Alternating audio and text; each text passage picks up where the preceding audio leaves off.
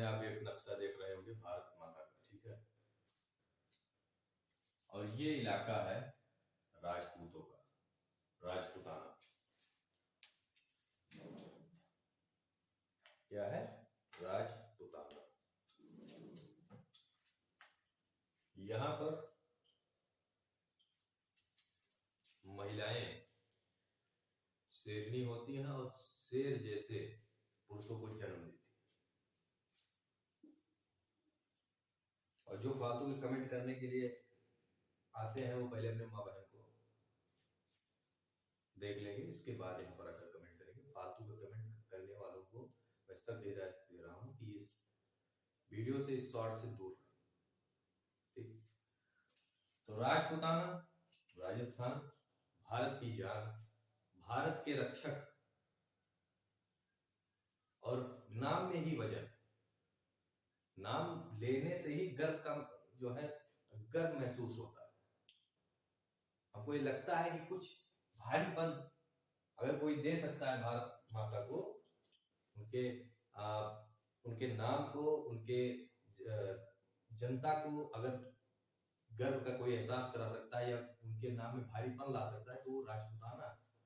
क्योंकि राजस्थान के लोग एक से एक वीर हुए, एक से एक वीरांगना हुई इस धरती पर। तो जो लोग आजकल फालतू के कमेंट कर रहे हैं, फालतू के जो बयानबाजी कर रहे हैं, वो बहुत गलत है। संसद में एक सांसद हैं रामजी सुमन, उन्होंने फालतू के विवाद छेड़ दिया। आप किसी के बारे में ऐसे कैसे कह सकते हैं? पूरी जानकारी बगैर दी है, आपने पूरा इतिहास तो नहीं बताया। महाराणा सांगा के बारे में आप ऐसा बोल सकते हैं? महाराणा सांगा के व्यक्तित्व के बराबर का व्यक्तित्व है आपका? रामजी सुमन, आपसे मैं पूछ रहा हूं, आपका व्यक्तित्व है? राणा सांगा को आप बदनाम करने में लगे हुए, महाराणा जी को। ये वो धरती है जिसने अरब की संस्कृति को भारत में घुसने नहीं दिया हजारों साल तक। कभी ना कभी तो कोई ना कोई हारेगा ही हारेगा। मान लीजिए जैसे आपके शरीर में कोई कैंसर हो गया हो और उसकी दवाई चल रही हो, कीमोथेरेपी हो रही हो, तो कीमोथेरेपी का काम ये राजपूताना कर रहा था। कोई भी आक्रमणकारी आया, उससे कोई लोहा ले पाया है तो राजपूताना की धरती ने लिया। महाराणा सांगा के बारे में आप उल्ट-पटांग चीजें बोल रहे हैं।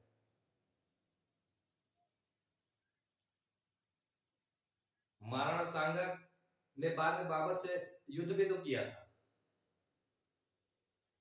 महाराणा सांगा से बाबर डरता था। कर्नल टाड ने लिखा, इतिहास की पुस्तकों को आप पहले पढ़िए, थोड़ा सा इतिहास बताकर, एक अर्ध सत्य बताकर इसके बाद आप आगे बढ़ जाते हैं, फिर केवल बदनाम करने का आपको जो है मौका मिल जाता है।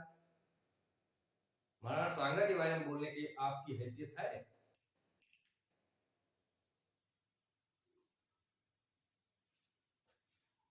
पहले आप पूरा इतिहास पढ़िए। आप पढ़े लिखे सांसद हैं, पढ़े लिखे सांसद हैं आप। आपने केवल और केवल राजनीति करने के लिए किसी को बदनाम करना आपने स्वीकार कर लिया।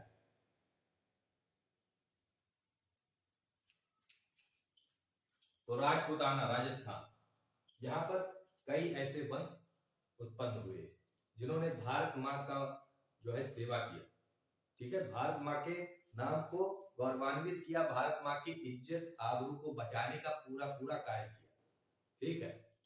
बहुत ये दुर्भाग्यपूर्ण बात हो गई है कि हमारे जो पूर्वज, मैं ब्राह्मण समाज से आता हूं, लेकिन राजपूत समाज ने बहुत ही सराहनीय कार्य किए भारत माँ को बचाने के लिए या भारत माँ के नाम को गौरवान्वित करने के लिए। इतिहास को गलत तरीके से परोस रहे हैं आप लोग। रामजी सुमन एक सांसद हैं सपा पार्टी से, उन्होंने महाराणा सांगा जी को जो है, राणा जी को जो है बदनाम किया। क्यों बदनाम कर रहे हैं? कर्नल टाड का नाम आप जाकर खोजिएगा गूगल पर,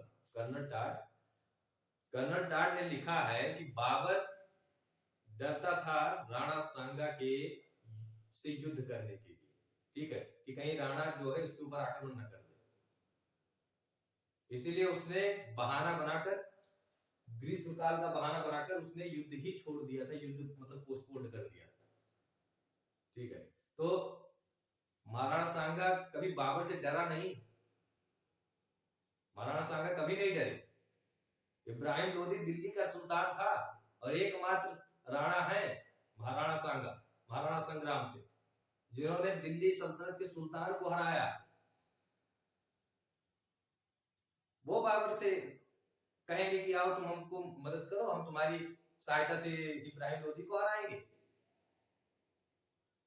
किसी भी तत्कालीन दस्तावेज से यह स्पष्ट नहीं होता कि सांगा जी ने या महाराणा सांगा ने कभी भी प्रस्ताव भेजा हो बाबर।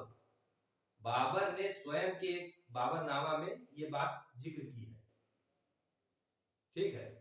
और तो अकबरनामा हो गया चाहे हुमायूंनामा हो गया, कुछ भी हो गया, उसमें से नहीं पता चलता हमें, मेवाड़ की पांडुलिपियों से हमको नहीं पता चलता कि महाराणा सांगा ने इनको बुलाया था, किसको? बाबर को। बाबर कोई उस समय की कोई शक्ति नहीं थी, वो खुद अपने देश से भगाया गया हुआ आदमी था। उसकी क्या हैसियत भाई? फरगना से भगाया ही तो गया था, वो आकर काबुल में शरण लेकर बैठा हुआ था, और आप उसको जो है महाशक्ति घोषित किए हुए हैं। वो भारत में जब आगरा पे उसने शासन स्थापित किया, इब्राहिम लोदी को हराया भी, तब भी वो डर रहा था कि कहीं यहाँ की जो स्थानीय शक्तियां मुझे हरा ना दे। उसमें सबसे पहले राणा सांगा ही थे। दक्षिण में कृष्णदेव राय उस समय शक्तिशाली शासक हुआ करते थे, उससे भी डरता था बाबर। क्या बात करते हैं आप?